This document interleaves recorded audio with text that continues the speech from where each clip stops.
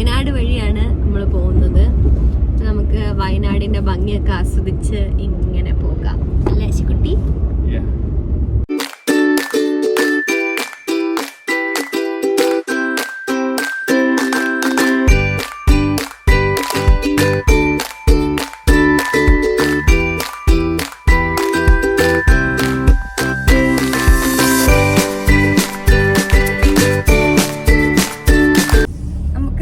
അകത്തേക്ക് പോകാൻ പറ്റുമെന്ന് ചോദിച്ചു കേട്ടോ. അപ്പൊ അകത്തേക്ക് പോകാൻ പറ്റും, ആ വഴീന്റെ അവിടം വരെ പോകാം എന്നാ പറഞ്ഞത്.